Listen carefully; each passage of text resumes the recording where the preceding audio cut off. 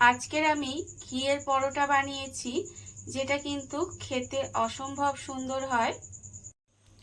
নমস্কার বন্ধুরা, শ্রাবণী রান্নাঘরে আপনাদের সবাইকে স্বাগত জানিয়ে আমি প্রতিদিনের মতো আবারও আজকের একটা রান্নার ভিডিও নিয়ে আপনাদের সামনে চলে এসেছি। আজকের আমি আপনাদের ঘিয়ের পরোটা বানিয়ে দেখাবো। আশা করি আপনাদের ভালো লাগবে। তার জন্য কিন্তু আমার পুরো ভিডিওটা আপনাদের দেখতে হবে।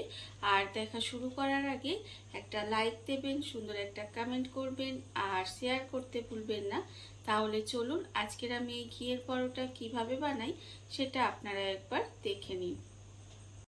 রান্নাটা করার জন্য প্রথমে আমি এখানে দেখুন ময়দা নিয়ে নিয়েছি।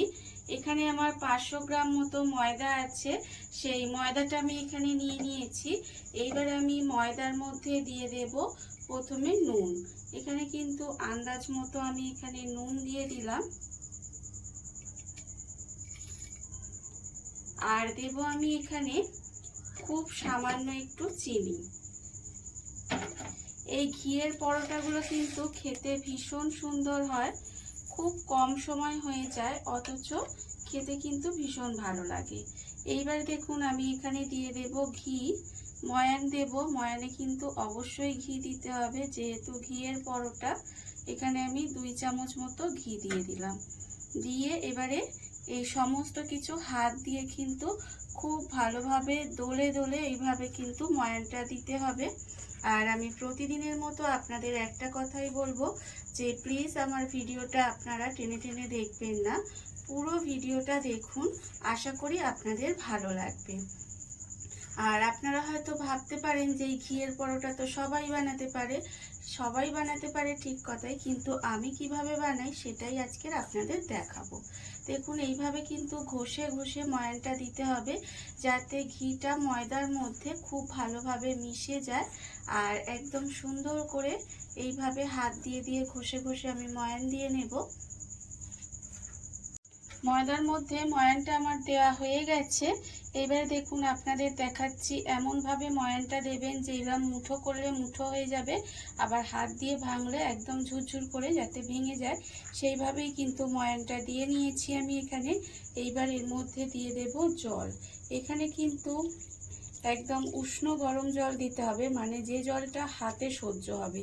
খুব গরম জল দেবার দরকার নেই, একদম হাতে হালকা, একদম হাতে সহ্য হবে সেই রকম জল দিয়ে কিন্তু সেই ময়দাটা মেখে নেব। এইভাবেই কিন্তু আস্তে আস্তে ময়দাটা মেখে নিতে হবে। আর আমার নতুন বন্ধু, পুরনো বন্ধু সবাইকেই আমার তরফ থেকে অনেক অনেক ভালোবাসা জানাই। আপনাদের অনেক ভালোবাসা আমার তরফ থেকে। আর যারা নতুন বন্ধু আছে তাদেরকে একটা কথাই বলবো যে আমার চ্যানেলটা যদি আপনারা সাবস্ক্রাইব করেন তাহলে অবশ্যই কিন্তু পাশে থাকা যে বেল বাটনটা আছে অবশ্যই ওটা টিপে দেবেন। তাহলে আমি যখন নতুন নতুন ভিডিও আপলোড করব তখন কিন্তু আপনাদের কাছে সবার প্রথমে চলে যাবে। আর যদি আপনারা ওটা না টেপেন তাহলে কিন্তু আপনাদের কাছে ভিডিওগুলো যাবে না, তখন কিন্তু আপনারা দেখতে পাবেন না। তাই বলছি ওটা অবশ্যই টিপে দেবেন। আর দেখুন এইভাবে অল্প অল্প জল দিয়েই কিন্তু আমি প্রথমে ময়দাটা মেখে একটা ডো তৈরি করে নেব। ময়দাটা আমার এখানে সুন্দর করে মাখা হয়ে গেছে। ময়দাটা কিন্তু আমি এখানে ভালো করে মেখে নিয়েছি, মেখে একটা ডো তৈরি করে নিয়েছি। এইবারে যেভাবে আমাদের পরোটার লেচি কাটতে হয় সেইভাবেই কিন্তু ঠিক একটু বড় বড় করে এইভাবে পরোটার লেচিগুলো আমি কেটে নেব। সমস্ত লেচিগুলো কিন্তু এইভাবে কেটে আলাদা করে রেখে দিতে হবে। প্রথমে লেচিগুলো আমি এখানে সুন্দর করে কেটে নিয়েছি। লেচিগুলো কিন্তু কাটা হয়ে গেছে। আর অন্যদিকে দেখুন গ্যাসটা অন করে একটা চাটু বসিয়ে দিয়েছি। চাটুটা যতক্ষণ গরম হচ্ছে ততক্ষণ কিন্তু পরোটাটা বেলবো। তার জন্য এখানে আমার শাশুড়ি মা আজকে পরোটাগুলো বেলবে, তার জন্য অল্প একটু ময়দা নিয়ে নিয়েছে আর ময়দাতে একটা লেচি নিয়ে নিয়েছে। এবার এগুলোকে সুন্দর করে কিন্তু বেলে নেবে। দেখুন প্রথমে কিন্তু এটা গোল করে বেলে নিচ্ছে।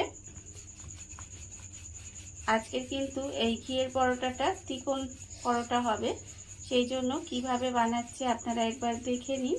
প্রথমে কিন্তু এটা গোল করে বেলে নিচ্ছে, তারপরে এটাকে কিন্তু এবার ভাঁজ দিল। দেখুন কিভাবে ভাঁজটা দিল। এইভাবে ভাঁজ করেই কিন্তু পরোটাগুলো বেলবে।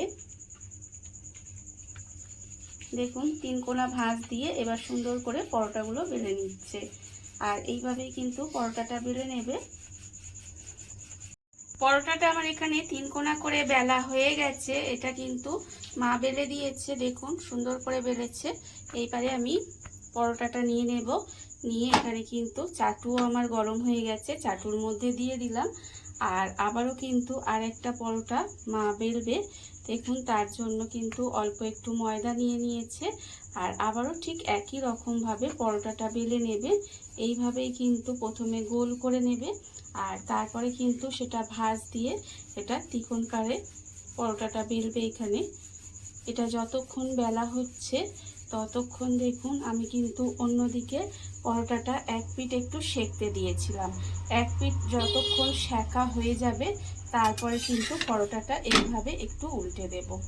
এইভাবে আমি পরোটাটা উল্টে দিলাম, দিয়ে আর এক পিঠটাও কিন্তু সুন্দর করে সেঁকে নেব।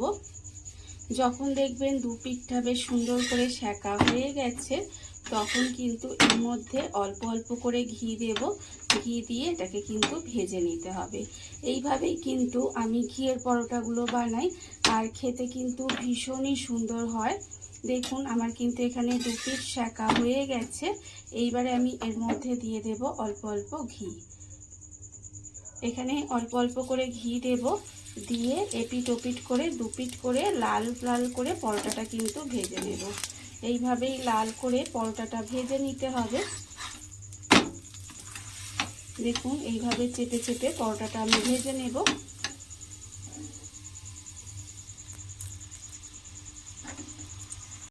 পরোটাটা আমি এখানে উল্টে পাল্টে অল্প অল্প ঘি দিয়ে লাল লাল করে ভেজে নিয়েছি। আর দেখুন কত সুন্দর কিন্তু পরোটাটা আস্তে আস্তে এইভাবে ফুলে উঠেছে। খুব সুন্দর করে কিন্তু আমি উল্টে পাল্টে এইভাবে একটু লাল লাল করে ঘুরিয়ে ঘুরিয়ে এপিট এপিট করে কিন্তু পরোটাটা ভেজে নেব। ভাজা আমার হয়ে গেছে। এইবারে এটাকে আমি তুলে আলাদা করে রেখে দেব। পরোটাটা আমি এখানে তুলে আলাদা করে রেখে দিলাম।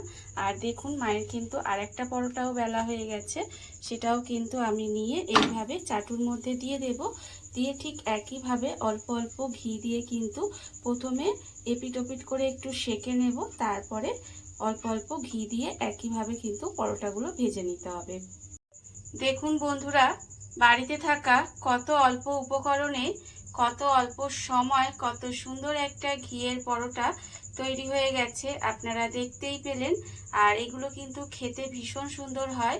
এইভাবে আপনারাও কিন্তু একদিন হলেও বাড়িতে বানিয়ে দেখতে পারেন।